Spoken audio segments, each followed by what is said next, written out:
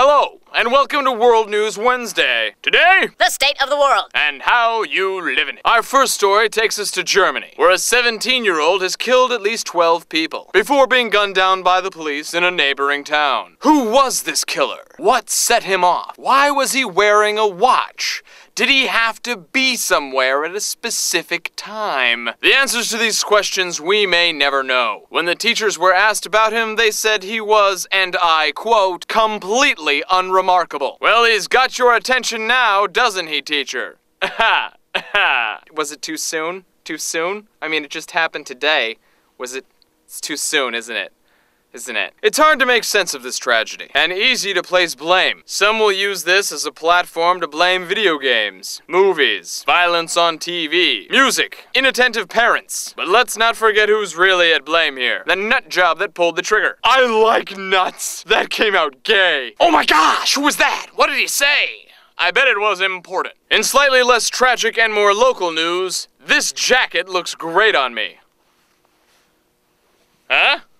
But in another part of the world entirely, Pakistan's government, elected by the public, has passed a new ordinance forbidding the gathering of 4 or more people. That is to say, if you go outside in a group of 5, you may be arrested or at the very least questioned by police. One man in Pakistan who apparently has more than 4 friends decided to march in protest against the Pakistani government. This man, while leaving his house in his car by himself, was approached by more than 4 police officers. They apparently don't have to follow the rules, and was nearly arrested. Why wasn't he arrested? He wasn't arrested because he locked the car doors to his car, and the police couldn't get him out. But wait, it gets better. He got on his cell phone and called the media, and the press showed up with cameras. The police were then called by a high-ranking official and told them not to bother with the arrest, which then beckons the question, why were they arresting him in the first place? And if so, how does having media cameras there change that? And what's really going on over there in wacky Pakistani? Simultaneously to some of these events, I was sleeping in bed on the other side of the world, totally oblivious to them occurring at all. And when I woke up this morning, I decided to put a skull t-shirt on.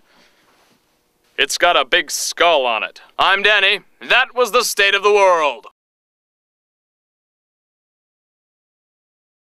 wait for it, wait for it, wait for it, wait for it! Well, you see, the idea behind today's show was a juxtaposition of other people's tragedies and the untouchable ambivalence with which the media relays these tragedies to us, all the while hiding behind a wall of uncaring, don't I look great in this jacket. It's more a show about how we perceive the media and deal with the news as we get it than about the news itself. I'd be curious to know your thoughts on the matter. How did it make you feel? Or are you even capable of feeling after being bombarded with so much shapeless tragedy every day? Bum bum bum! I could bite your face!